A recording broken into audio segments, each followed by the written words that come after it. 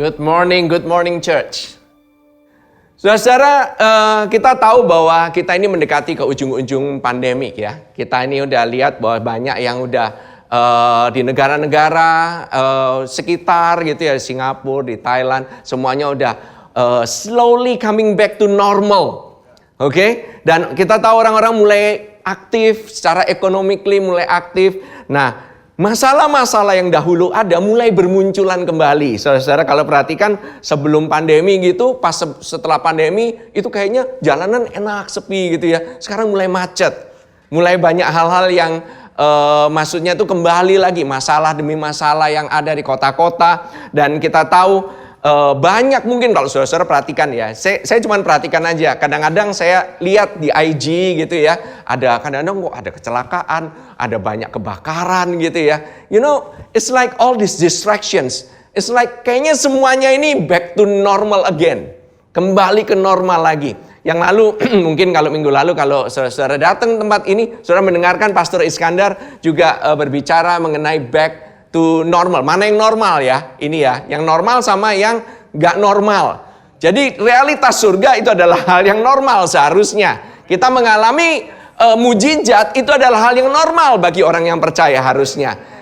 Jadi saudara, kalau saudara lihat bahwa stress level mungkin belakangan ini very high. Kemudian masalah mental juga lebih berat lagi. Dan sekarang kita lihat, begitu dengar berita ada bensin naik gitu ya, bensin naik, bensin turun gitu ya. Ini tahu-tahu semua orang panik gitu. Suddenly saya juga nggak tahu kenapa ya. Bensin begitu ada berita langsung semuanya ngantri gitu. Padahal nggak efek, cuma sekali doang gitu ya. As if you know, seolah-olah seperti kalau misalnya nggak ikut ngantri gitu ya, suddenly bensinnya habis total gitu, you know. Tapi hal ini sebenarnya ini tidak efek sama sekali, tidak membuat atau mengurangi masalah sama sekali. You know the way about money, you know, about uang itu sebenarnya di dalam pandemi, uang mengenai pandemi itu hanya menunjukkan siapa diri kita sebenarnya. You know, money and the pandemic just show who you really are. Sebenarnya bukannya itu yang membuat masalah. No, it's not. Just menunjukkan siapa diri kita. Nah, saudara, kalau saudara mau tes seseorang, gampang, kasih duit. Langsung kelihatan kira-kira kayak gimana orangnya. Itu saya sering lakukan kadang-kadang di company saya gitu ya. I test a person with money, how he handles money is how he handles himself. Bagaimana dia itu berlaku dalam kesebenarnya itu akan kelihatan semuanya. Nah, sebenarnya memang kita ini gak berurusannya bukan dengan uangnya. Uang itu amoral. Tidak ada moral sama sekali. It's not good, it's not bad. Tetapi cinta akan uang, that's the whole problem. Masalahnya cinta akan uang itu untuk apa uang itu bisa beli. Betul? Nah, this is the problem. Nah, Yesus juga dicobai termasuk soal masalah harta ini. Mengenai cinta akan uang. Tapi dia sendiri, dia overcome the world. He overcomes every temptation. Dia mengatasi segala pencobaan itu. Kalau saudara lihat ya di Yohanes 1 ayat 2 sampai 15. 1 Yohanes 2 ayat yang 15 sampai 16. Dikatakan janganlah kamu mengasihi dunia dan apa yang ada di dalamnya. Including the money and everything. Jangan kamu mengasihi dunia ini dan apa yang ada di dalamnya. Enggak pastor, saya enggak mengasihi dunia kok, saya enggak attached gitu. Well, there are things that we are attached to. In a way or another pasti ada. Kadang-kadang kita nggak sadar gitu ya. Kita ini attached to something. Kita kadang-kadang attached dengan internet. Kita attached dengan sosial media. Sekarang ini bukan masalah things. Tapi masalah hobi. Masalah pacar. Teman. Siapa. Kita bisa attach. Well, everything in this world. Begitu kita dibilang jangan kamu mengasihi. Karena dikatakan jikalau orang mengasihi dunia, maka kasih akan Bapa tidak ada di dalam orang itu. The thing is, apa sih yang dimaksud dengan dunia ini? Kita harus lihat ya gitu. Nah, sebab semua yang ada di dalam dunia, nah ini dijelaskan. Yaitu apa? Keinginan daging, keinginan mata, serta keangkuhan hidup. 3 hal. Keinginan daging, keinginan mata, keangkuhan hidup. Bukan berasal dari Bapa, melainkan dari dunia. Jadi ini konteksnya, mengenai keinginan daging, keinginan mata, serta keangkuhan hidup. Nah, ingat waktu Tuhan Yesus itu dicobai di padang gurun, Yesus dicobai mengenai 3 hal ini juga. Exactly the same thing. Nah, Yesus sebelum melakukan apa-apa, setan mencoba Yesus dengan semua yang ada di dunia ini, termasuk keinginan mata, keinginan daging, keangkuhan hidup. Nah, sama seperti dengan Adam dan Hawa. Itu juga sama dicobainya dengan hal yang sama. Nah, keinginan daging gitu ya. Dia ini pingin supaya dia ini mempunyai makan buah pohon pengetahuan baik dan jahat, supaya dia bisa menjadi seperti Allah. Kenapa? Padahal Tuhan udah bilang dia itu seperti segambar dan serupa dengan Allah. Yet dia masih mau dengan usahanya sendiri, dengan kekuatannya, dengan dagingnya, dia pingin jadi seperti Tuhan. Amin. Kemudian Tuhan Yesus ini di percobaan pertama apa? Mengubah batu menjadi roti. Mengubah batu menjadi roti. Batu itu lambang apa, saudara-saudara? The stone is the law. So, iblis bilang, jadikan hukum Taurat itu jadi makanan untuk kita. Make the law your food. Make the self-effort your food. Tuhan Yesus pun ditempted seperti demikian. Tetapi keinginan itu kan keinginan daging. Nah, bagaimana dengan keinginan roh? Keinginan roh is not about your doing. It's about His doing. You believe in His doing. You believe. Dengan iman kita percaya akan Dia. Itulah kita menjadi makanan kita. Keinginan mata apa? Adam melihat buahnya menarik. Hawa dulu melihat ya. Biasanya kalau yang lewat di department store, yang biasa ngeliat itu biasanya, nggak usah dibahas. Then we will start another thing nanti. Oke, alright. Tapi ya, dilihat buahnya itu menarik. Dunia dan segala isinya itu menarik untuk dilihat. No wonder social media itu begitu rampant, begitu luar biasanya. Apalagi gitu ya, kalau ada TikTok, ada IG gitu ya, nggak usah tanya ya berapa banyak kita bisa spend waktu di dalamnya. Kalau tidak sadar, kita akan terus ada di dalamnya terus. Nggak pernah bisa keluar, kayak sesuatu itu menarik kita. Always something yang interest us. Kenapa? Pingin jadi seperti ini, pingin jadi seperti itu. Kayaknya itu, kita ini nggak ada yang cukup. It's always lacking, always lacking. Nah, bagaimana dengan ketiga mengenai keangkuhan hidup? Tuhan Yesus juga dibawa. Dia ingin ditanya oleh si iblis supaya dia itu menjadi seperti Allah, supaya dia itu nggak butuh Allah sendiri. Dia itu bisa menjadi Allah supaya dia itu nggak butuh Allah. Ya, Yesus tanpa Allah, dia akan berbuat tidak sesuai dengan kehendaknya Tuhan sama sekali. Dan jadi sebenarnya iblis ini mau tanyakan, tunjukkan bahwa diri kamu itu Tuhan. Prove yourself. Padahal He is God. He is God. That's why jawabannya selalu apa? Ada tertulis. Ada tertulis. Mengapa? Kalau Yesus saja, dia hidup dan melawan setiap namanya keinginan daging, keinginan mata, keangkuhan hidup dengan ada tertulis, supaya kita ini nggak hidup mencintai dunia ini. How much more Yesus saja harus hidup dengan firman daripada Tuhan.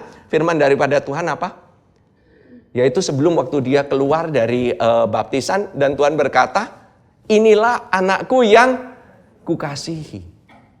Padahal iblis selalu bilang, jikalau kamu anak Allah. Terus yang dikurangin kata apa? Yang kukasihi. Kata kukasihnya diambil sedikit, dikorting sedikit gitu. Itu dia menyebabkan Yesus itu maunya itu hidup itu bukan berdasarkan dari firman, tapi dari mulutnya iblis. Dari apa yang dia katakan. Nah sekarang, kalau Yesus sendiri harus bergantung sama Tuhan, harus bergantung sama firman-Nya, apalagi kita. Amin, amin. Nah, setiap firman yang keluar dari mulut Allah, apa sih setiap firman? Apakah semua Alkitab? Kita langsung baca terus kita hidup berdasarkan itu. Lama-lama kita hidup semuanya, nggak boleh ini hidup, nggak boleh itu, ini nggak boleh ini diikuti, nggak boleh ini diikuti, semuanya. Kenapa sih sebenarnya? Mengapa dibilang bahwa Yesus tuh harus hidup dari firman. Why? Karena saya percaya benih daripada firman itu is life. Benih daripada firman saya katakan adalah kehidupan.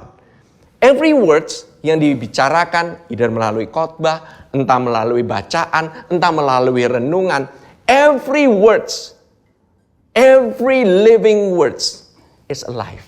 Ada suatu kehidupan. Saudara tahu di dalam benih. Benih itu biasa-biasa kan kelihatannya kan?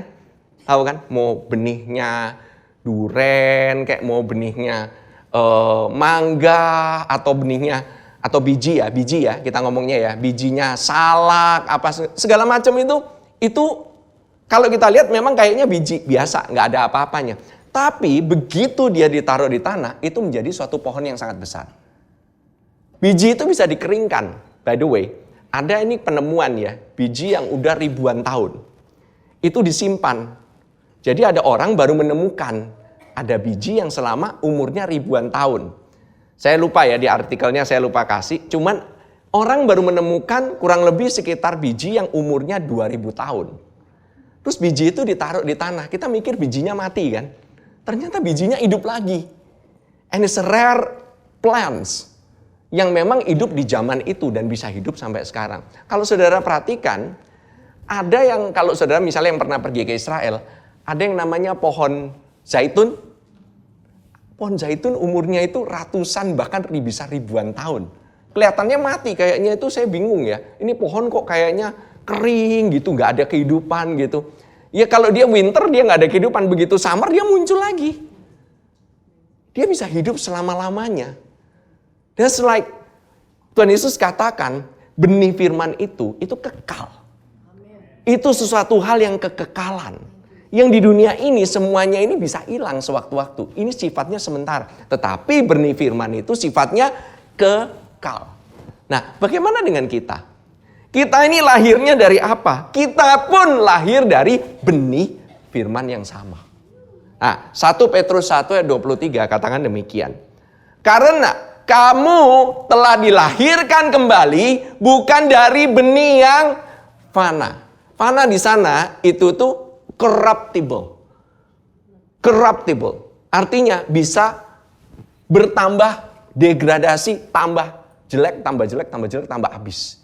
Tetapi dikatakan dari benih yang tidak fana. Oleh firman Allah yang hidup dan yang kekal. Can you imagine that you, saudara-saudara yang duduk di tempat ini bisa ada di tempat ini karena ada benih firman. Hanya karena benih firman, you are alive and you are well in this place. Just because of the word. Jadi dahsyat dong benih ini. Benar? Mau nggak saudara? Go with me with a journey. Kalau kita tahu bahwa yang membuat kita ini benih firman itu sendiri, kita mau lihat kenapa? Cara kerjanya bagaimana sih? Kok bisa kita ini bisa mengalami kehidupan dari benih firman ini? Makanya dibilang bahwa manusia itu tidak bisa hidup. Memang benar, manusia tidak bisa hidup tanpa makanan, betul? Harus ada makanannya. Sama juga sejatinya bahwa manusia itu sebenarnya tidak bisa hidup tanpa firman. Firman itu makanan. It's for our life. Kalau kita makanan secara fisik, berarti ada makanan yang melebihi fisik dong. Which by way we are alive. Saudara tahu bahwa manusia itu bisa hidup itu tanpa makan itu bisa. Tanpa air memang nggak bisa lama-lama, betul. Tapi tanpa makanan manusia itu bisa puasa lumayan lama lah. Gitu loh. Bisa lumayan lama. We know, mungkin dia tambah kurus, tetapi kehidupannya tetap ada nggak? Ada. That life itu dari mana? Nah, di Matius 4:4 pasti Matius pasal yang keempat ayat keempat, Yesus itu menjawab ada tertulis manusia hidup bukan dari roti saja, tetapi dari bubur, dari nasi, dari ketan, dan lontong dan sebagaimana. Ya bukan itu ya, gitu ya. Tapi dari setiap firman yang keluar dari mulut Allah. Saudara hari ini lumayan serius lihatnya. Oke, so let's get really serious about it. Kalau kita mau jujur ya, harusnya kita ini bisa ngelihat seberapa hidupnya kondisi tubuh kita sebenarnya itu, seberapa hidupnya. tubuh kita. Nah, begitu kalau kita tes, kita ini sakit lah ya. Sakit. Dia sakit itu berarti ada yang kurang dalam kehidupan ini. Ada yang berkurang. The life is drained. Hidupnya ini keluar, bocor lah, kurang lebih kayak gitu. Nah, saudara, atau kita bilang ada yang mati dalam kehidupan kita, itu sakit. Berarti ada sel-sel di tubuh kita yang mati. Ada kehidupan yang berkurang dalam hidup kita ini. Nah, kita tahu bahwa perjamuan kudus yang kita makan, itu tuh apa? Mengingat, dan mengakui. We remember, we discern. Bahwa apa? Bahwa kematian Yesus oleh dosa-dosa kita dan untuk menghapus dosa-dosa kita itu melalui tubuhnya sendiri. Dan oleh karena bilur-bilurnya kita telah menjadi sembuh. Maka saat kita tidak mengakuinya, we don't discern, berarti sebenarnya kita telah membuat tubuh kita ini berada di sebuah hukuman. Hukuman apa? Hukum dosa dan hukum maut. Bukan cuma hukum dosa aja loh, tetapi juga hukum maut. Dan hukum dosa dan hukum maut memang hukumnya di dunia ini. Everything will die, everything will always corrupted. That's always in this world. So how do we reverse that? Gimana caranya mereverse atau membalikkan kutuknya itu? Nah, 1 Korintus 11 ayat 29 sampai 30 dikatakan, barang siapa makan dan minum tanpa mengakui tubuh Tuhan. Ini digarisbawahi, tanpa mengakui tubuh Tuhan. Ia mendatangkan hukuman atas dirinya. Bukan berarti, oh iya, kalau kamu nggak ngambil perjamuan kudus, kamu dihukum. That's not what it means. Tetapi yang dimaksudkan, mengakui. Kita tahu bahwa kita ini hidup oleh karena Tuhan. Kita tahu kita ini hidup sampai saat ini oleh karena Yesus, kita ini bebas dari yang namanya hukuman. Detik kita ini tidak bergantung kepada Yesus, kita ini sudah berada di bawah hukuman. So, this is about rules. Saudara-saudara tahu kan, ada yang namanya rules of gravity. Hukum gravitasi itu, kalau yang what comes up must come down. Tapi ada hukum yang mengcounter hukum gravitasi kan? Tahu kan? Namanya hukum apa?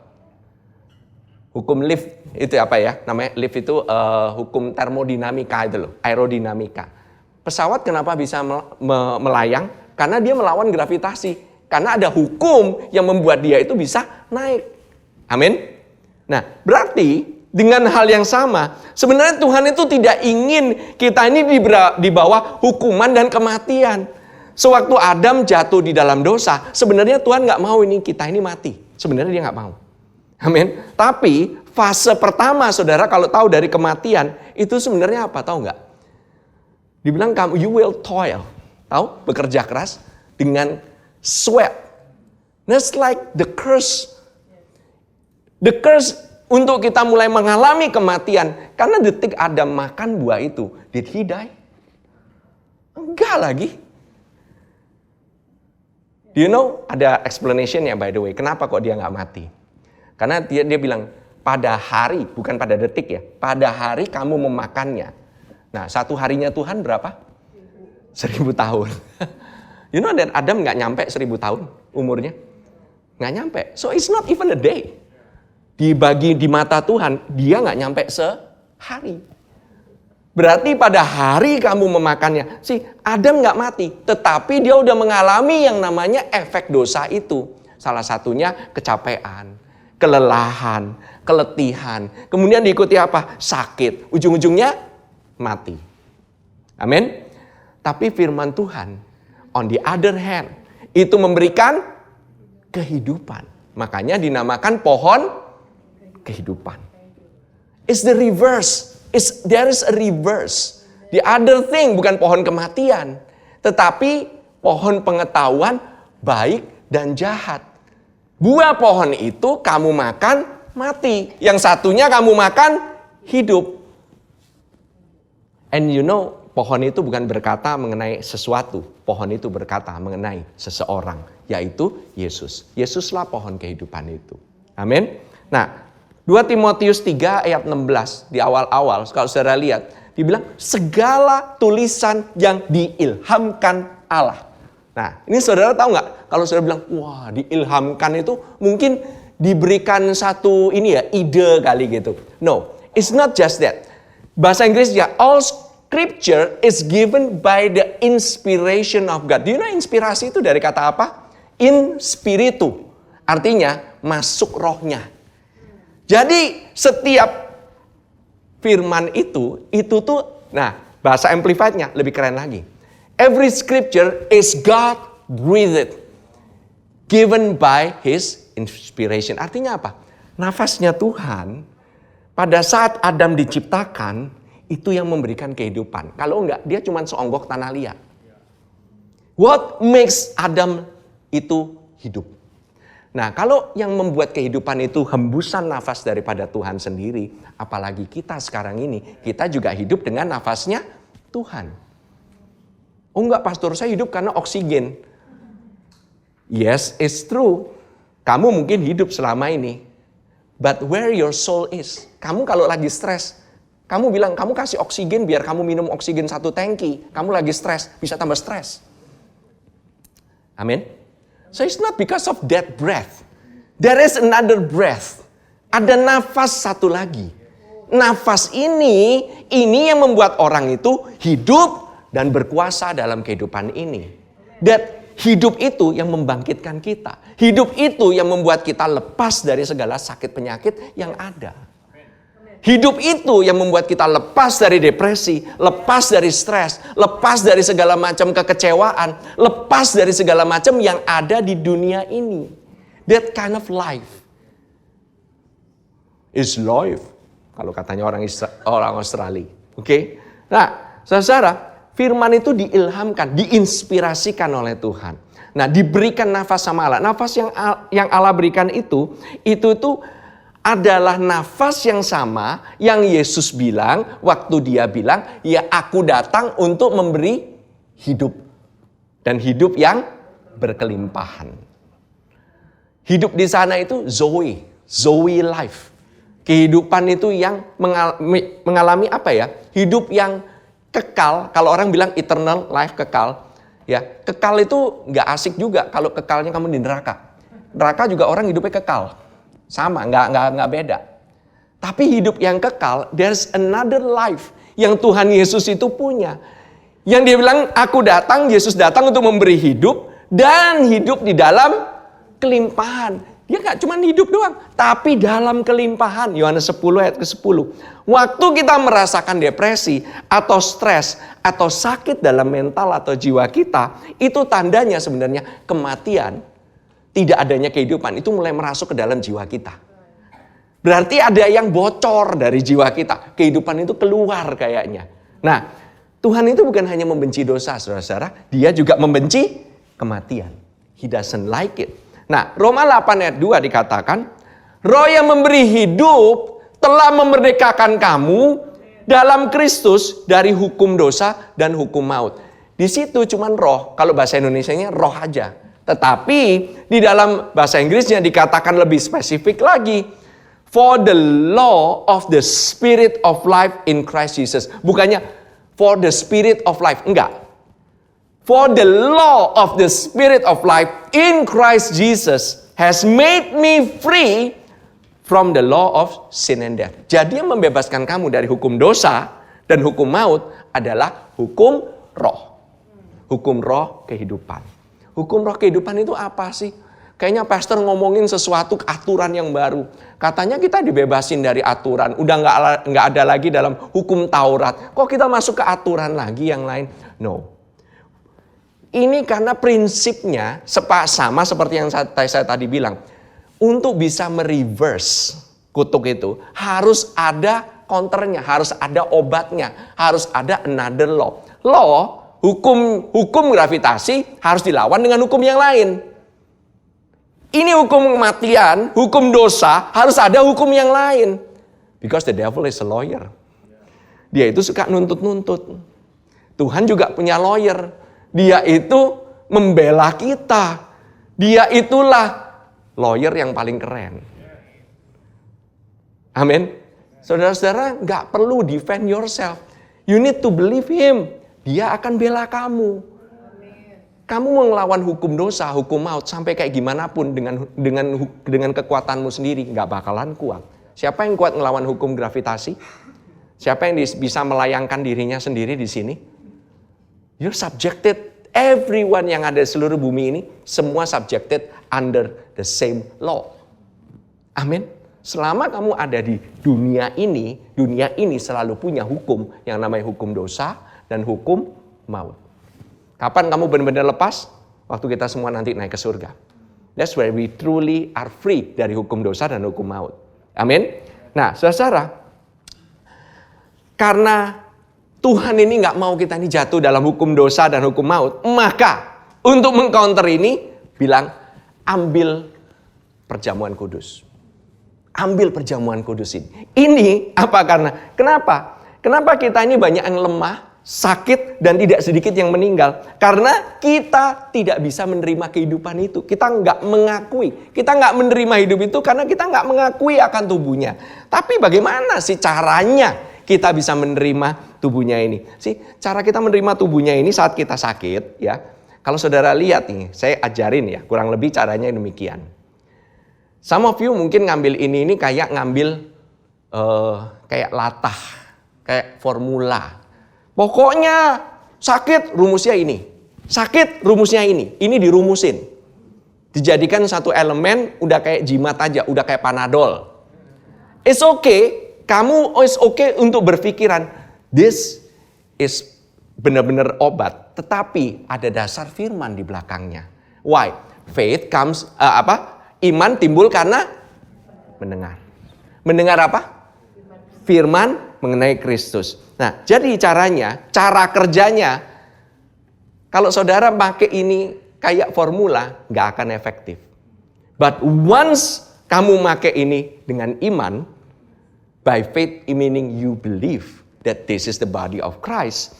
Gampang, cara terbaiknya saudara ngomongin firman. Saudara katakan kepada dirimu sendiri, kalau kamu lagi sendirian, I'm the righteousness of God in Christ. By stripes I'm healed. Waktu aku makan ini, aku mengaku tubuhmu Kristus. Karena ini adalah firman Tuhan. Ada tertulis di dalam firman, kalau aku mengakui, hukuman gak turun ke atas diriku. Aku mengalami kehidupan, aku mengalami kekuatan. Amin.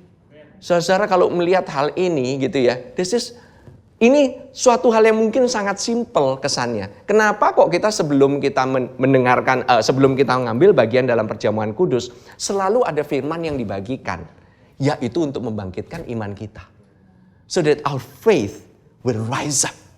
Our faith itu, benih iman itu akan timbul. Saudara mungkin nggak percaya 100%, tetapi iman sebesar biji sesawi aja, itu sanggup memindahkan gunung. You don't need to believe a lot. Mungkin kamu juga nggak percayanya, wah saya mengerti mengenai bagaimana cara Holy Communion ini elemennya apa. Saudara cuma cukup mengerti, bahkan seorang anak kecil pun kalau dia percaya ini adalah tubuh, roti adalah tubuh, anggur itu adalah untuk penebusan dosa. Jangan dijadikan satu ya. You don't clump it into one, tubuh dan darah. Enggak, tubuh untuk kesembuhan, darah untuk penebusan dosa. Itu harus dipisah, saudara. Karena apa? Tertera di sini, apabila kamu tidak mengakui apa? Bukan tubuh dan darah, tubuhnya. That cause ngomong mengenai sakit penyakit. Amin. So, saudara, kalau kita perhatikan lagi ya, Amsal pasal 4 ayat 20 sampai 21. Dikatakan, hai anakku, perhatikanlah perkataanku. Arahkanlah telingamu kepada ucapanku. Janganlah semuanya itu menjauh dari matamu. Simpanlah itu di lubuk hatimu. Jadi ada beberapa komponen ya. Pertama, perhatikanlah perkataanku. Itu pakai apa? Orang berkata pakai mulut. Kemudian arahkanlah telinga kepada ucapan. Berarti telinga. Mulut, telinga. Kemudian janganlah semuanya itu menjauh dari mana? Mata. So you can see. Oke. Kemudian simpanlah itu di lubuk hati. Saudara lihat ya, perkataan didengar, saudara melihat, masuk ke hati. That's actually the connection. Itu semuanya itu lihat. Saudara, ada perkataan, oleh bilur-bilurmu, kamu pada saat mengambil perjamuan kudus, ini tubuhmu kamu dengar. Oleh bilur-bilurnya, kamu telah menjadi sembuh. Kemudian kamu mendengar dengan telingamu sendiri.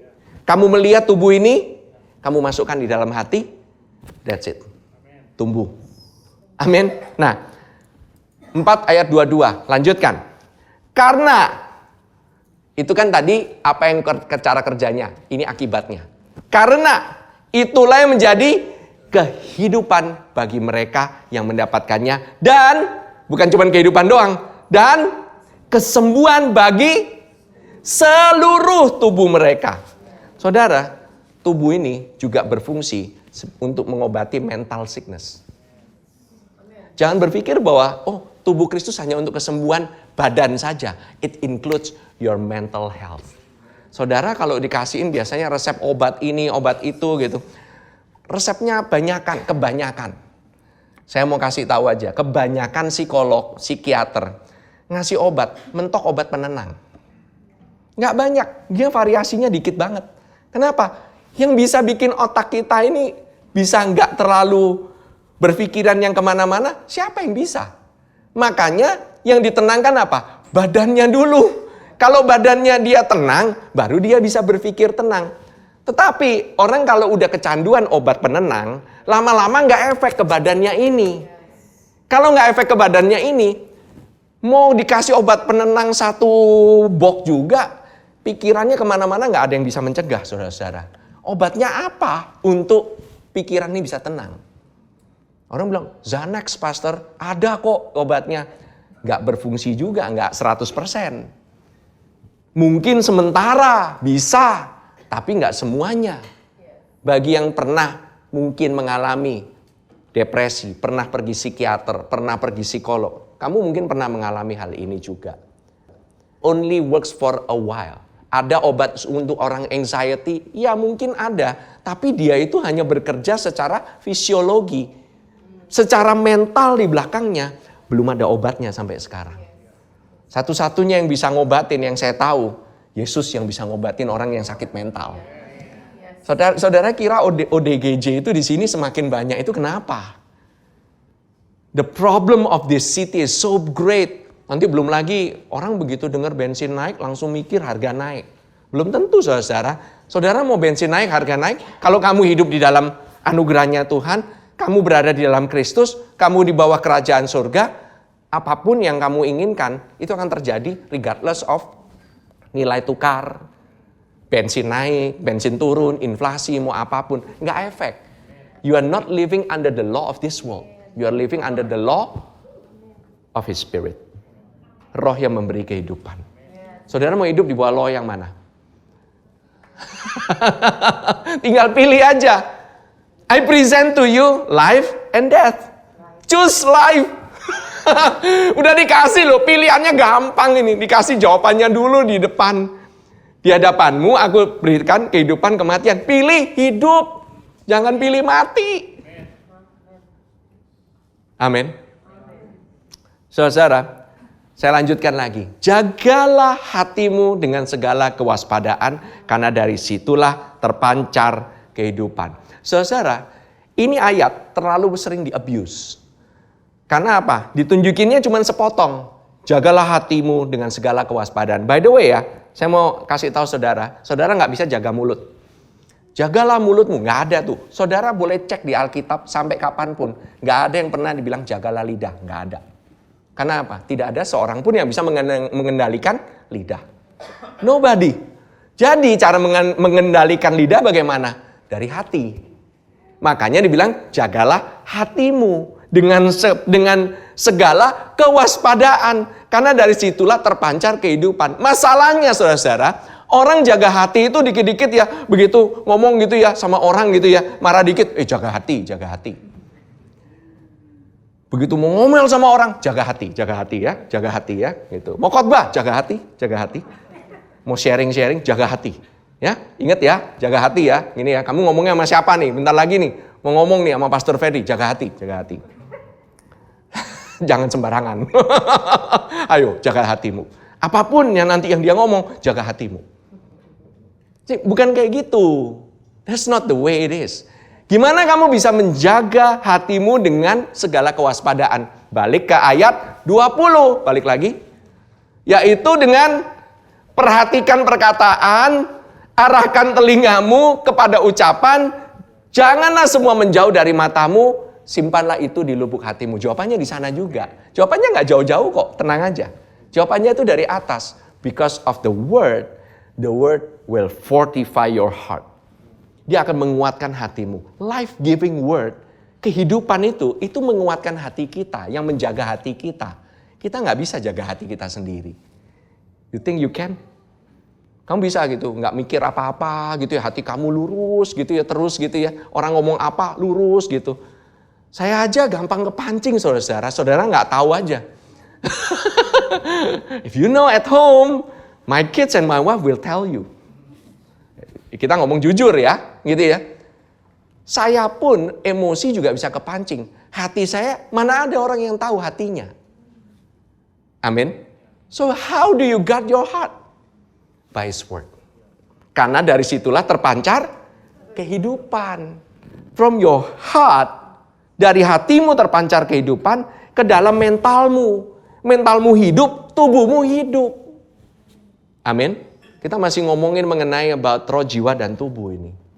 Why? Because this is the latter house. Ini rumah yang kemudian itu us. Kita sebagai gereja daripada Tuhan, Kristus ada di dalam kita. That's why we are the latter house. Mari kalau kita mau bangun rumah sama-sama, marilah kita mau menerima firman yang akan membangun kita, yang memberikan kita kehidupan itu. So, once again, saya ingin invite saudara-saudara, next week, saudara setelah gereja, saudara makan, langsung saudara ikut sesinya Pastor Fedri yang diberikan. It's gonna be an awesome session. It's about our discovery who we are in Christ. Saudara akan menemukan siapa dirimu di dalam Kristus. Paketnya seperti apa aja. Ada yang udah tahu belum paketnya di sini jadi orang percaya apa aja? Paketnya ada yang tahu semua?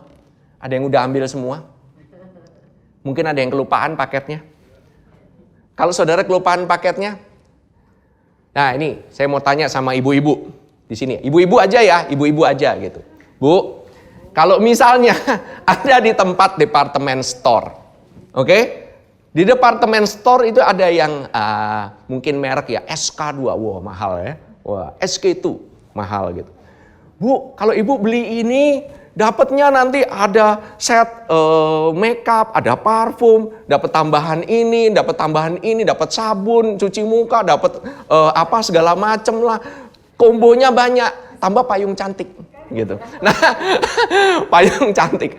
Nah, kemudian semuanya udah diambil nih, Bu Ibu, oke? Udah diambil semuanya. Ya ampun, SPG-nya kelupaan payung cantiknya. Sebagai orang Indonesia sejati, Ibu-ibu yang jujur, ngapain? Balik lagi, betul sekali. Ambil semuanya, jangan ambil setengah-setengah, balik lagi, tanya itu SPG-nya, katanya dapat payung cantik, mana? Cuman payung loh, balik. Mau yang tinggal di Kelapa Gading bakalan ngambil tuh di Pondok Indah Mall, nggak peduli. Betul apa betul? Nah, Saudara perhatikan ya, this package is a whole package. Saudara terima firman itu, saudara terima the whole package. Saudara percaya akan firman itu, saudara dengar akan kebenarannya, saudara masukkan dalam hatimu, you receive the whole package. You receive the whole benefit. Saudara mau dong receive the whole benefit, gak setengah benefitnya doang. All his benefits, ambil semuanya. Amin. Saudara, karena apa? Seluruh kehidupan itu dibilang kehidupan dan kesembuhan bagi seluruh tubuh. Kenapa sih kok dibilang kehidupan dan kesembuhan bagi seluruh tubuh?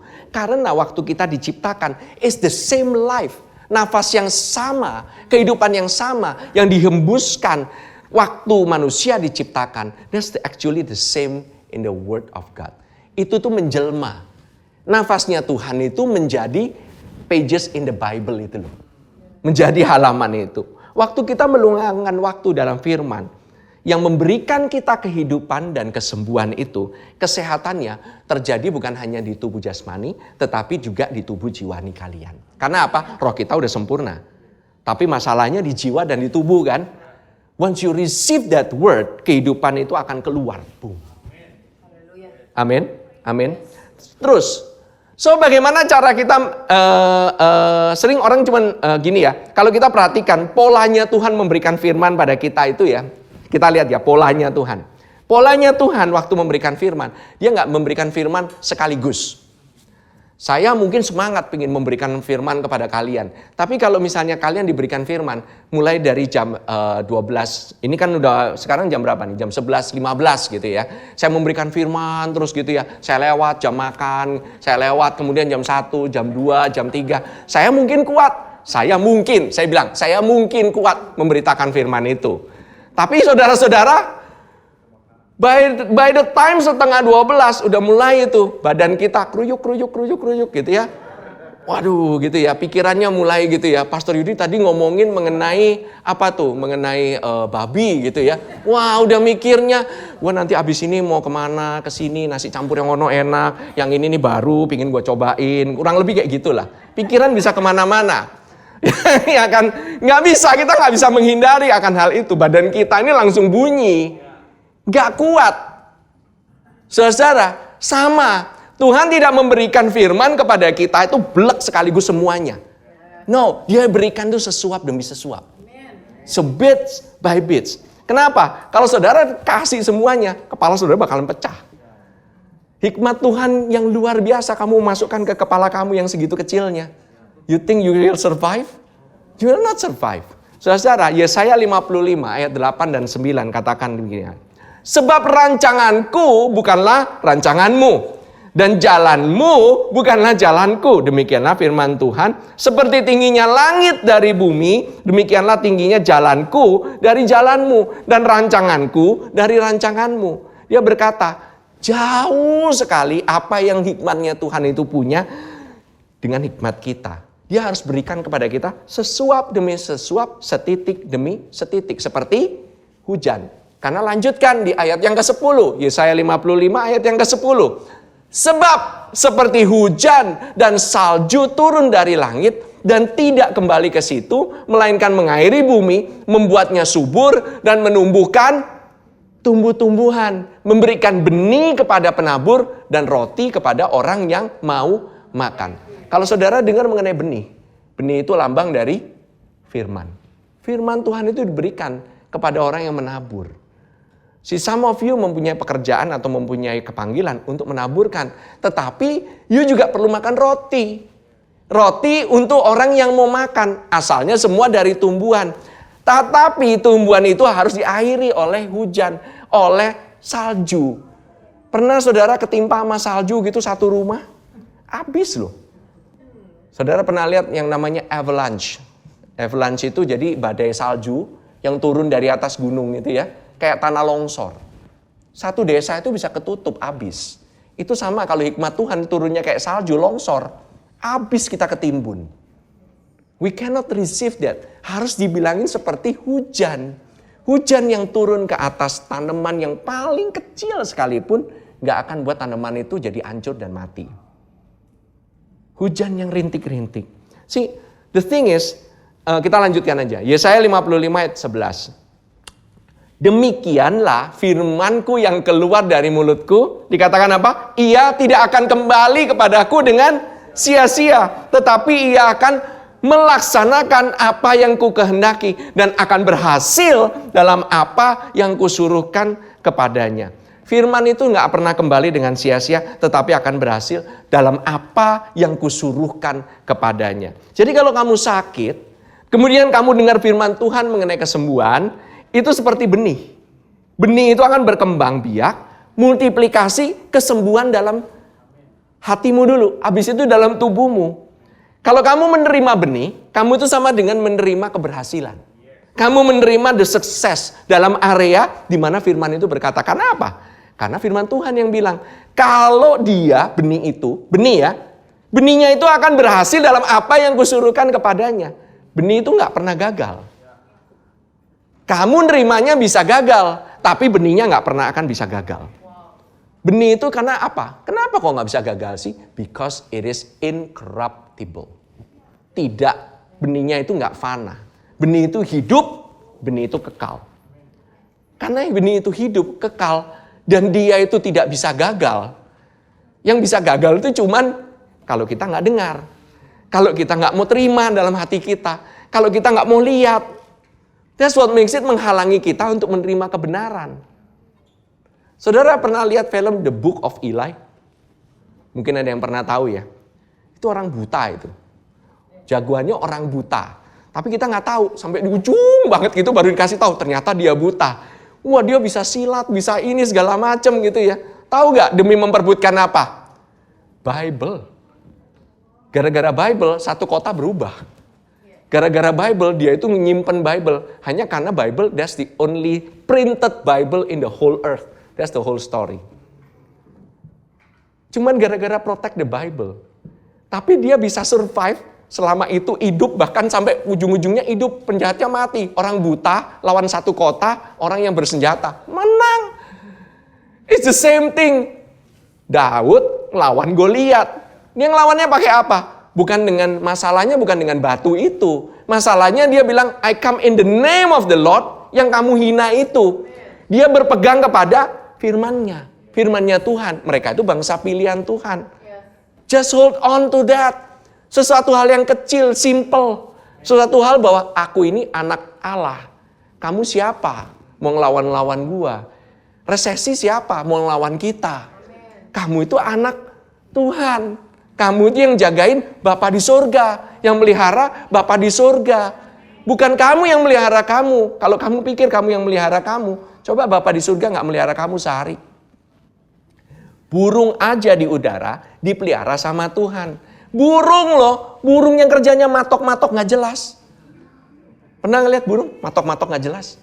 Tahu apa yang mau dipatok? Kita gak tahu dia matok apa. Tapi itu burung makan. Kamu nanti abis ini keluar jangan matok-matok di jalanan. Please lah, jangan kayak ayam matok-matok. Kamu ada di sampingnya itu. Ada namanya ayam. Ayamnya yang kamu bikin makanan. Jangan matok-matok kayak ayam. Gitu loh. I mean like, oke, kita lanjutkan ya. Firman itu akan berhasil, saudara. The word itu will never fail at all sama sekali. Amin. Yesaya 55 ayat 12. Lanjut. Sungguh kamu akan berangkat dengan sukacita dan akan diantarkan dengan damai. Gunung-gunung serta bukit-bukit akan bergembira dan bersorak-sorai di depanmu. Dan segala pohon-pohonan di padang akan bertepuk tangan. Wah, ini kok maksudnya pada tepuk-tepuk tangan, bersorak-sorai, kan gunung ya, gimana caranya gitu ya, you know. Ini Tuhan ini sangat poetik.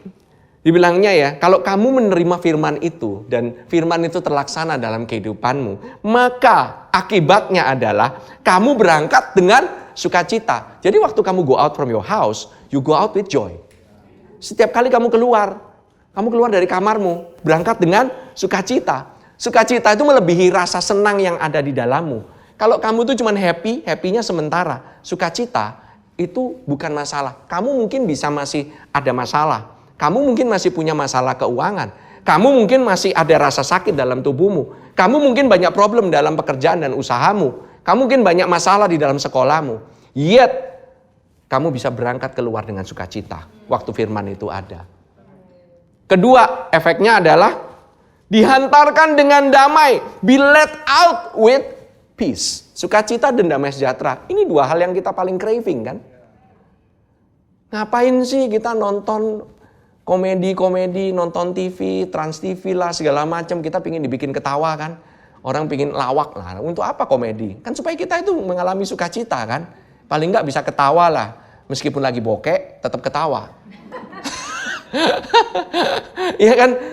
Nggak masalah kan. Orang tetap butuh itu supaya hidup.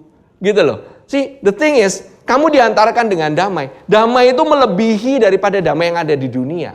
Damai yang dalam lubuk hatimu yang terdalam, itu akan memimpin kamu dalam setiap pengambilan keputusan.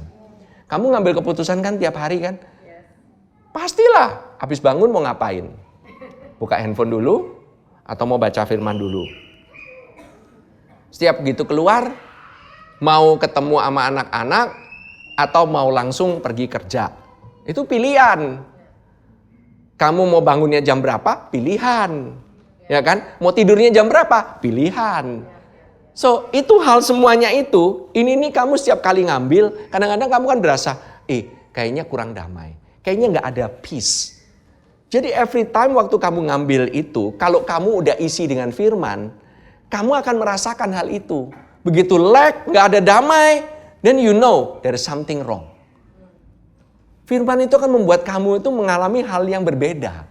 Sesuatu hal di mana kamu itu decision makingnya lebih sharp. Amin. Gunung dan bukit akan bergembira, yaitu saat kamu berangkat dengan sukacita diantarkan dengan damai. Gunung itu ngomongin mengenai orang-orang yang penting, the VVIP. Orang-orang di sekitarmu itu bukit-bukit. Itu akan bergembira dan bersorak-sorai, dan orang-orang yang kamu ketemui, every person that you meet, itu pohon. Pohon akan bertepuk tangan. Can you imagine? Orang mungkin bilang, jago ya. Wah, ini orang jago nih bisnisnya. You know it's not. It's because of word. Hanya cuma ngomongin gitu. Yusuf adalah orang yang berhasil. He is a successful man. Waktu Tuhan ada bersama dengan Yusuf. Cuman percaya hal kayak begitu aja. God, you are with me. I'm a successful person. Cuman hal kecil. Cuman ngomongin. Tuhan itu bersama saya, bukan saya bersama Tuhan. Tuhan bersama-sama dengan saya. Saya adalah orang yang berhasil. Cuman hal yang kecil kan. Anak-anak sekolah, Tuhan bersama-sama dengan saya. Saya adalah orang yang paling unggul dalam sekolah saya. You know, you can say that to yourself. Tuhan bersama-sama dengan saya. Saya adalah orang yang berhasil dalam usaha saya. See, the thing is, everything yang saudara perkirakan gitu ya. Oh, ini karena jagonya ini, karena jagonya itu. Ujung-ujungnya, kalau tanpa, orang kalau dalam bisnis bilangnya, tanpa hoki, nggak ada hokinya, nggak kena saudara-saudara. Mau saudara jago kayak gimana pun, saudara pakai keahli segala macam, expert gitu ya dalam mengolah bisnis. Saudara bisa heran-heran, bisa terheran-heran. Namanya orang yang kelihatannya bisnisnya biasa-biasa, ternyata omsetnya gede banget. Yang lain pakai expert, kelihatannya gede, tapi pas dilihat, boncos. Tahu boncos? Gak ada duitnya. Untuk apa?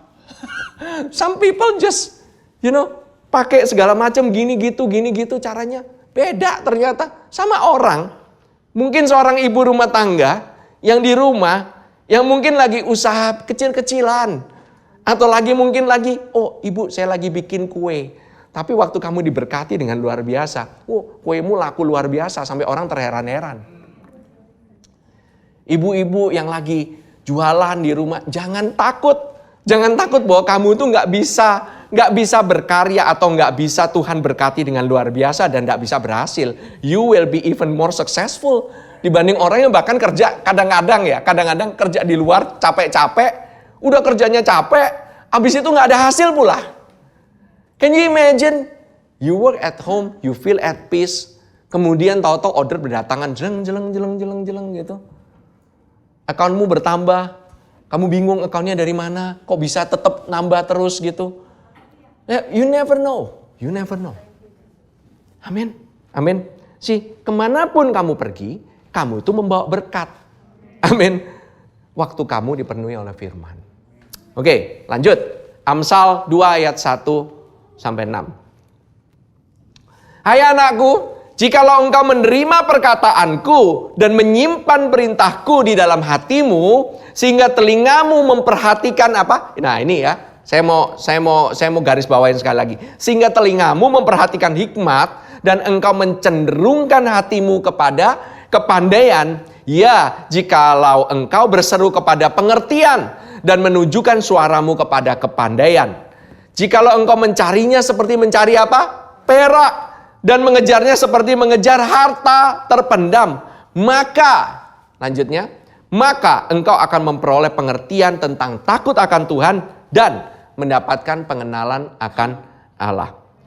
Saudara kadang-kadang waktu kita lapar ya, waktu kita lagi lapar ya, secara kondisi rohani kita ini kita lagi lapar, maka kondisimu itu, kadang-kadang jiwamu itu lapar, kamu tuh nggak tahu. Tapi mungkin kamu pernah nggak berasa kayak kok kosong gitu, kayak blah gitu, kayaknya nggak ada apa-apa, kayaknya boring banget gitu. Bahasa anak-anak milenial gabut. Udah ngerti ya, gabut gitu. Oh, gue lagi gabut nih. Nah, itu tandanya lagi craving, lagi kosong. Lagi hati kita ini sebenarnya itu adalah hati yang lembut. Hati yang sebenarnya lagi lembut untuk ditaburi oleh firman. Tapi tergantung apa? Your ear gate sama your eye gate. Mau bukanya kemana? Kalau hatimu mau dipengaruhi dan hatimu boleh mengalami hal yang kenyang, mengalami kekenyangan ya. Gak gabut lagi. Gitu ya. Ini ya, firman itu akan menaburi. Karena gini, kalau orang zaman dulu itu larinya itu, bukan zaman dulu lah, sekarang juga masih lah ya. Larinya itu ke psikolog, nyari ke terapi, ke ini. Dia nyanyi pendapat ahli, segala macam. Sekarang kamu malah memprioritaskan firman Tuhan. Makan dulu firman dulu. Mendengarkan firman itu. Saat kamu mencari firman itu, justru kamu yang lagi pening, bingung, gabut itu, suddenly kamu dapat hikmat dan pengertian dari Tuhan. Ayat yang ke-6, karena Tuhanlah yang memberikan apa? Hikmat. Dan dari mulutnya datang apa? Pengetahuan dan kepandaian. Kamu capek-capek nyari pengetahuan, kepandaian. Ujung-ujungnya Tuhan yang ngasih. Tuhan yang memberikan hikmat. Dari mulutnya itu ada pengetahuan dan kepandaian. Saudara, saya mungkin seorang bisnismen, belum tentu ya, saya cerita sedikit lah ya mengenai kehidupan saya gitu. Dulu saya waktu SD gitu ya, waktu TK, SD, SMP gitu ya, kerjaannya itu ranking melulu. Tapi bukan berarti kehidupan saya itu mendadak sukses. Enggak, ranking tidak sama dengan kesuksesan. Saya boleh testimoni ini, gitu ya. Dulu boleh ikutlah cerdas, cermat lah, cepat, tepat lah. Saya ikut semua. Olimpiade fisika, ikut semua. Dan menang lagi. Itu bukan masalah ini ya. I don't want to put a feather in my cap. Orang bilangnya, oh iya, deket sama dia aja, enak, otaknya encer. Kalau digoyang-goyang, curuk gitu. Di sini bisa dituang keluar gitu. Otaknya encer katanya gitu. Well, saudara, seencer-encernya otak saya, waktu lagi saya di university, I have to drop out 2 times. 2 kali drop out. Our sisters mungkin ada yang tahu, mungkin ada yang baru tahu. While I was at school, people thought, oh pelayanan kan, wah ini kan, tapi saya mengandalkan kekuatan saya sendiri. I depend on my own strength. Saya nggak tahu bagaimana. Saya sih pelayanan ikut di gereja. But I don't know anything about the grace of God. Saya pikir dengan kekuatan saya bisa go through sekolah. Saya barely made it out of school. My average is below 3. Udah deket-deket 2 lah, kurang lebih gitu. Saya lulus. I mean like SD, SMP, boleh encer otaknya. Tapi begitu saya nggak mencari Tuhan gitu ya. Saya ini cuma mengandalkan kekuatan saya sendiri. You can be at church, yet you don't depend on God's power. Saudara bisa ada dalam gereja, yet saudara tidak bergantung pada kekuatan Tuhan. How do I know? By how much word yang masuk ke dalam diri saudara. Kalau saudara masuk, cuma saudara sendiri yang tahu lah. Makanannya itu masuk apa enggak. Amin. Nggak bisa, saya nggak bisa tahu saudara masuk apa enggak. Well, there's a start. At least mulai dengan next week ada yang namanya teaching sessions. Come to the teaching sessions. Itu cara kita masuk. Oke? Cara kita masukin firman. Nah, saudara mau bawa tuayan yang besar kan? Saudara mau punya berkat yang besar kan? Kalau tuayan nggak mau setengah-setengah dong. Seberapa besar tuayannya dalam hatimu? Seberapa besar? Saudara mau tuayan seberapa besar? Nah, lain kali nanti saya akan berbicara mengenai about the foreground. Tapi saya tahu hari ini nggak bakalan cukup. Tapi perhatikan ya, benih yang sama, the same seed. Yang beda cuma tanahnya, benihnya sama kan? Dia akan memproduksi berbagai macam tuayan. Tuayannya bisa berbeda-beda. Nah, Sebab itu Yesus berkata di kitab Markus ya, kita cek ya. Markus 4 ayat 23 sampai 25. Katakan, barang siapa mempunyai telinga untuk mendengar. Nah, dari tadi kita ngomongin mengenai telinga. As always telinga, mulut, ya kan? Telinga, mulut, ya kan? Very important. Faith comes by hearing and hearing and hearing. Telinga, very important. Hendaklah ia mendengar. Lalu ia berkata lagi, camkanlah apa? Apa? Jadi nomor 1, apanya dulu. Apa yang kamu dengar? Ukuran yang kamu pakai untuk mengukur akan diukurkan kepadamu. Dan di samping itu akan ditambah lagi kepadamu. Karena siapa yang mempunyai kepadanya akan diberi. Tetapi siapa yang tidak mempunyai, apapun juga yang ada padanya akan diambil daripadanya. Karena yang bilang, Tuhan jahat banget. Udah gak punya apa-apa, dirampok semuanya. Ini bukan Tuhan. Sekali lagi, ini bukan Tuhan. This is not. Oke? Yesus berkata, camkan apa yang kamu dengar. Nomor 1, dari sisi Markus, apa. Di kitab Markus itu dikenal apa? Karena apa? Benih firman Tuhan itu ada apa-apanya. Benihnya itu tidak fana. Ini bukan benih kaleng-kaleng. Ini benih firman Tuhan yang tidak fana. Benih yang incorruptible, yang akan memproduksi buah dan multiplikasi buah itu sendiri. Di dalam buah itu ya, di dalam biji itu ada kapasitas untuk jadi satu pohon yang besar. Dan pohon itu bisa menghasilkan buah, dan buahnya itu menghasilkan banyak biji lagi. Can you imagine the miracle of a seed? It's wonderful. Manusia pun sama. Suami dan istri. Suami memberikan benih kepada istrinya.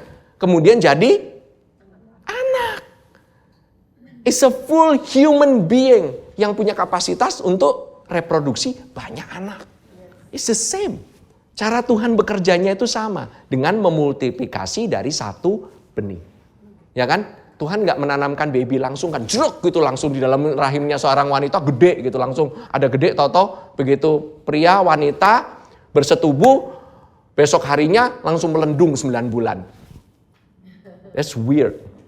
Aneh kan? Gak mungkin kan? Gitu loh. That's not how God works. Tapi dari benih. Benih itu bertumbuh. Pelan-pelan bertumbuh. Pelan-pelan bertumbuh. Tambah lama tambah besar. Tambah lama tambah multiplikasi. Tambah lama tambah banyak. Nah, apa yang kamu dengar setiap hari, itu akan multiplikasi juga. What do you hear? Saudara mau listen mengenai misalnya banyak dengerin mengenai bisnis, ya itu akan multiplikasi. Somehow multiplikasi. Saya nggak bisa salahkan, orang dengerin perkataan, dengerin ada dari YouTube, ada dari ini, dengerin dari ahli ini. It will multiply. Tetapi, how it will multiply, pohonnya kayak gimana, bisa beda-beda. Yang satu bisa tumbuh menjadi pohon pengetahuan baik dan jahat, yang satu bisa tumbuh menjadi pohon kehidupan.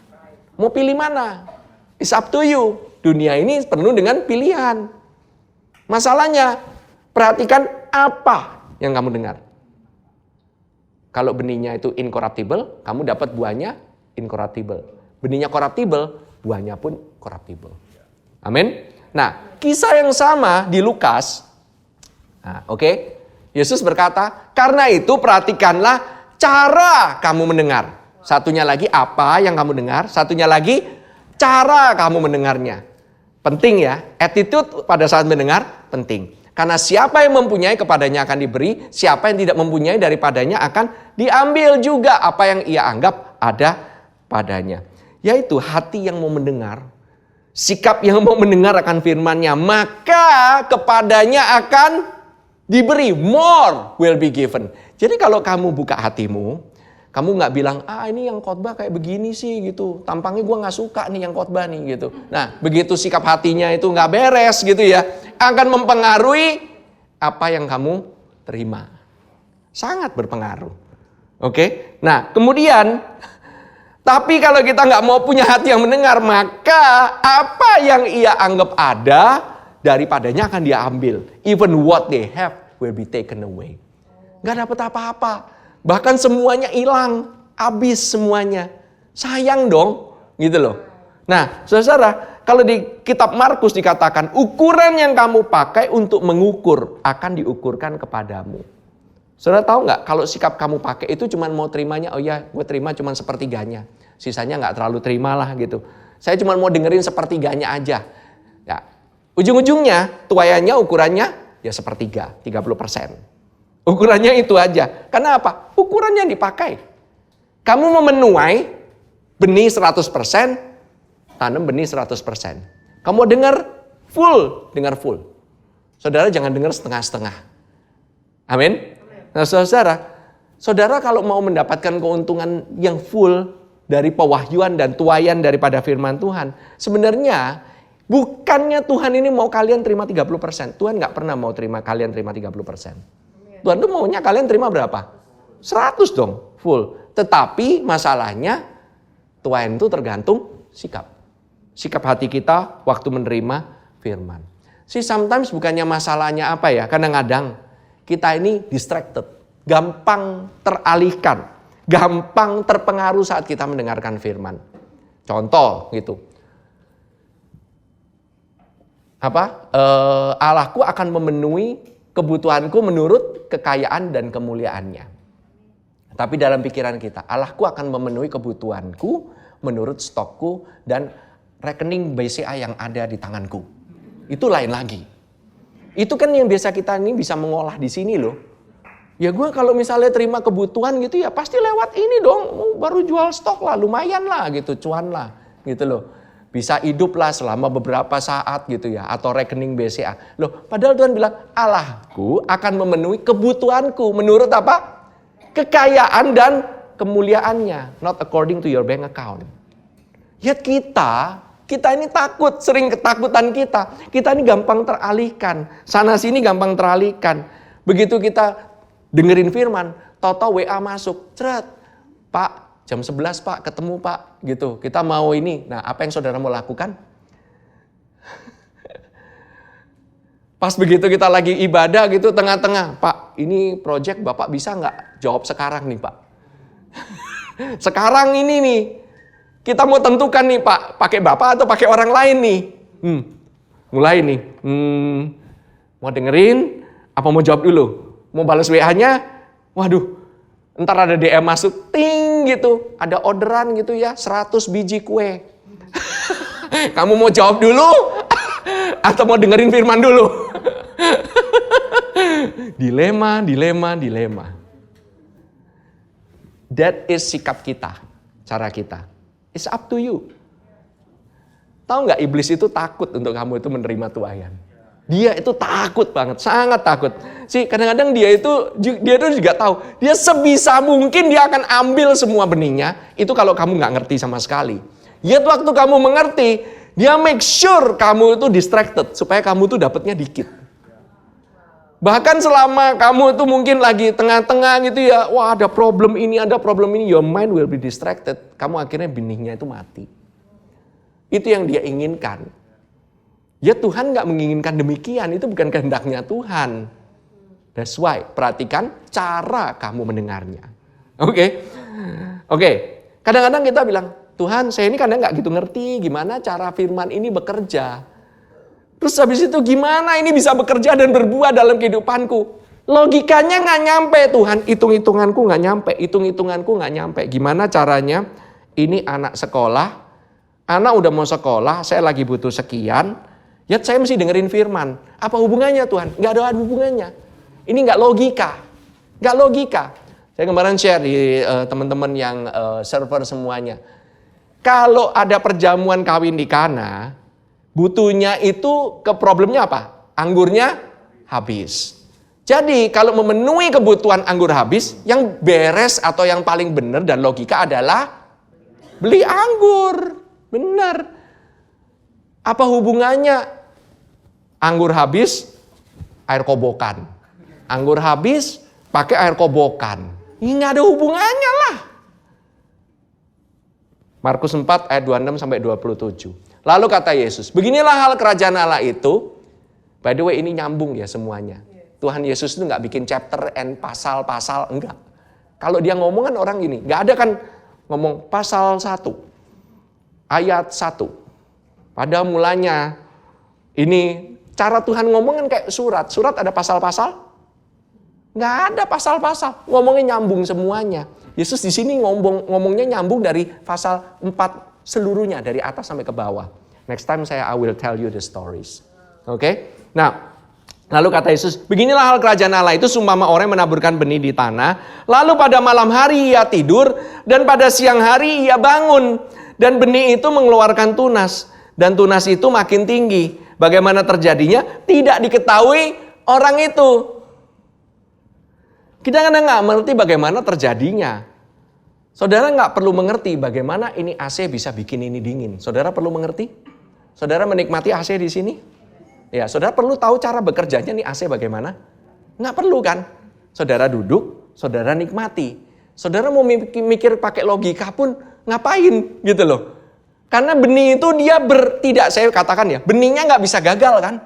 Benih itu akan bertunas dengan sendirinya. Yang penting ada benihnya. Saudara mungkin lagi dengar firmannya nggak ada hubungan sama sekali dengan problem saudara. Yet firman itu sudah tertanam dalam diri saudara. Saudara terima, suatu saat akan bertumbuh. Saudara bingung, kok hasilnya banyak.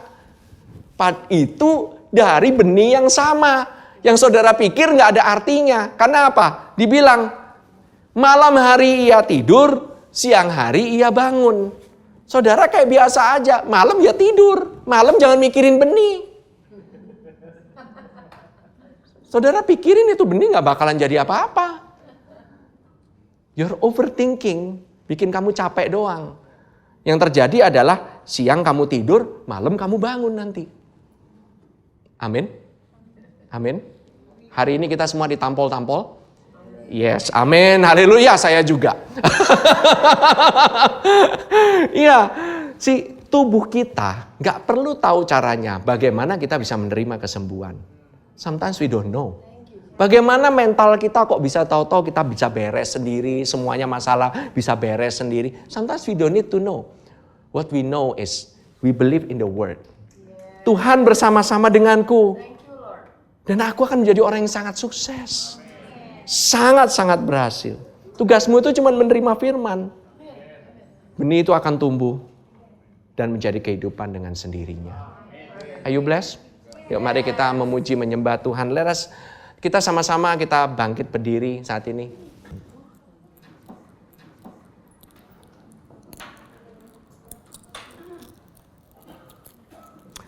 Kita mau terima roti, tubuh.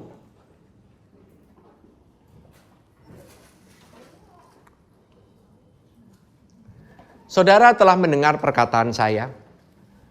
Saudara dengarkan perkataan saya. Ucapan yang saya ucapkan saudara dengar. Saudara melihat sendiri di dalam firman. Itu ada tertulis di dalam firman. Bukan saya yang menulis. Itu yang tertulis di dalam firman. Pada saat kita mengakui tubuh dan darahnya, hukuman tidak menimpa kita. Hukum dosa, hukum maut tidak ada. Yang ada adalah hukum roh yang memberikan kehidupan. Dalam setiap kehidupan kita, dalam setiap tubuh kita, setiap pemikiran kita, semuanya bisa beroleh kehidupan. Pada saat saudara percaya, saudara take action. Ambil tindakan. Ambil tindakan. Go through with it. Just run with it. Ambil kebenaran firman ini sedikit aja. Saudara nggak usah banyak-banyak. Saudara cukup lihat.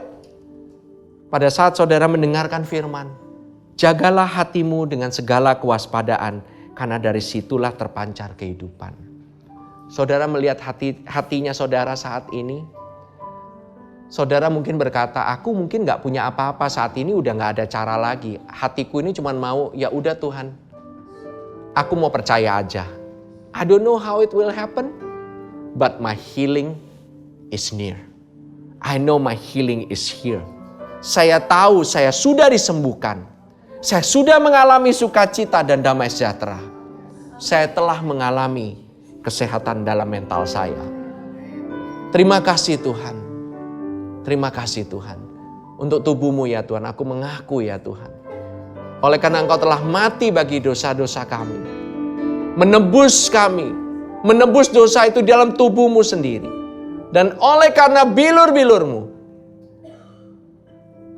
kami telah menjadi sembuh. Tubuh kami menjadi sembuh. Kehidupan ada pada kami. Kesembuhan ada pada kami. Terima kasih Tuhan. Kami mengucap syukur dan kami terima di dalam nama Tuhan Yesus. Amin. Mari kita makan bersama-sama.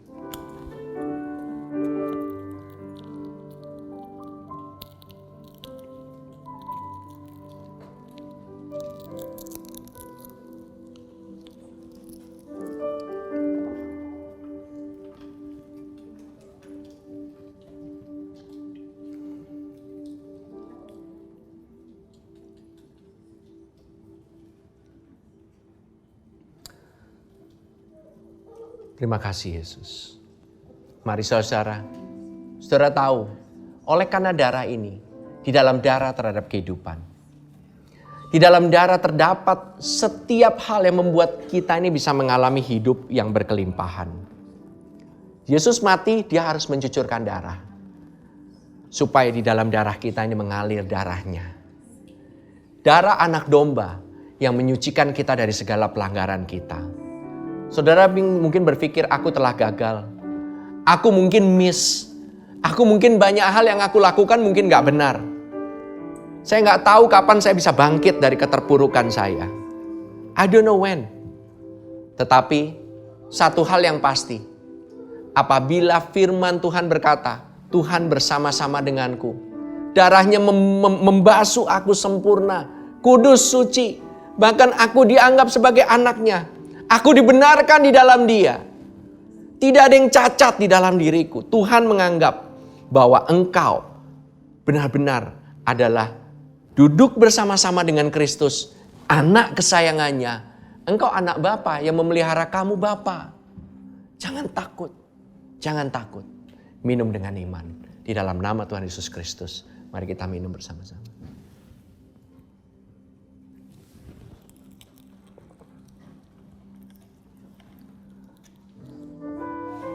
Terima kasih Tuhan Yesus.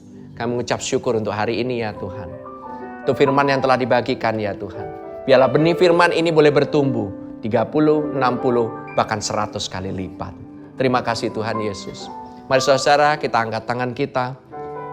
Kami mengucap syukur ya Tuhan. Terima kasih Tuhan Yesus. Untuk firman-Mu yang telah diberikan ya Tuhan.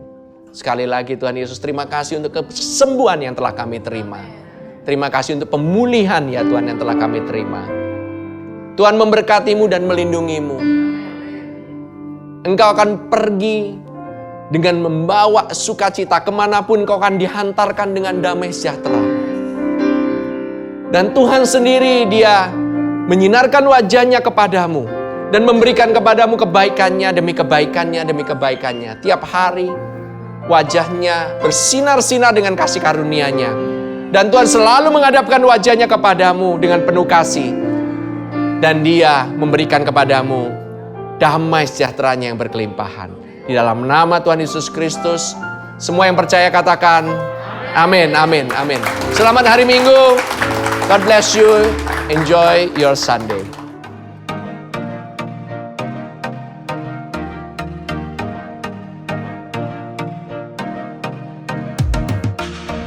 Terima kasih untuk saudara sekalian yang telah mengikuti ibadah GBC Jakarta bersama kami. Kami berharap saudara sekalian diberkati dan disegarkan oleh firman Tuhan yang telah disampaikan pada hari ini. Pastikan saudara mensubscribe channel YouTube kami dan ikuti terus update dan informasi GBC Jakarta di akun resmi media sosial kami di bawah ini. Shalom, Tuhan berkati.